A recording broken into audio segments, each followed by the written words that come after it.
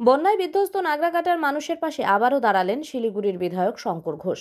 কয়েকদিন আগেই নাগরাকাটা ব্লকের বামনডাঙ্গা এলাকায় ত্রাণ দিতে গিয়ে হামলার শিকার হয়েছিলেন তিনি ও মালদা সাংসদ খগেন মুর্মু। সেই ঘটনায় গুরুতর আহত হয়ে হাসপাতালে ভর্তি ছিলেন দুজনেই।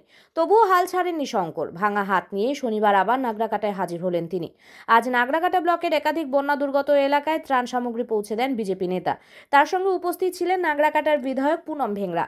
দুই গাড়ি ভর্তি ত্রাণ সামগ্রী নিয়ে প্রায় 500 পরিবারের হাতে পৌঁছে দেওয়া হয় প্রয়োজনীয় খাদ্য সামগ্রী। এদিন ক্ষোভ উগরে দিয়ে শঙ্কর ঘোষ বলেন, তৃণমূল কংগ্রেস সাধারণ মানুষকে ত্রাণ পেতে দিচ্ছে না। যারা অন্য দলের তাদের ওপর হামলা চালানো হচ্ছে, এমনকি বিজেপি নেতাদেরও বাধা দেওয়া হচ্ছে। তাই পরবর্তী ফটো সেশনের জন্য আসছে। আপনারা জানেন সেদিন আমাকে মারার মূল কারণ হচ্ছে আমি কেন বলেছিলাম যে উত্তরবঙ্গের মানুষ যখন মারা যাচ্ছে এই প্রাকৃতিক দুর্যোগে, উনি রেড রোডের কার্নিভালে নাচ করছেন। উনি কার্নিভাল বন্ধ না করতে পারলে উনি বসে থাকতে পারতেন, সমবেদনা জানাতে পারতেন।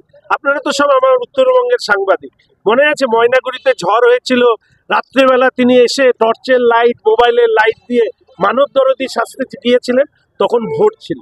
আর কলকাতায় বিদ্যুৎপৃষ্ট হয়ে বর্ষণে মারা গেল, সাথে সাথে সারা রাজ্য শাটডাউন করে দেওয়া হলো। তাহলে উত্তরবঙ্গের মানুষ মারা গেলে কেন এটা হয় না? এই প্রশ্নের করাটা কি আমার অপরাধ, নাকি প্রশ্ন করা অপরাধ? আপনারা তো এত সাংবাদিক বন্ধুরা উত্তরকন্যা করেন, কন্ট্রোল রুম নবান্নে খোলা হলো কেন? কন্ট্রোল রুম কেন উত্তরকন্যায় খোলা হলো না? এই প্রশ্ন করেছি বলে ওরা আমাকে মেরেছে। রিলিফ টিলিফের ব্যাপার নেই, ওদের পরিকল্পনা ছিল মুখ্যমন্ত্রী এবং রাজ্যের সরকারের সমালোচনা করে অথবা একে পিটিয়ে মেরে।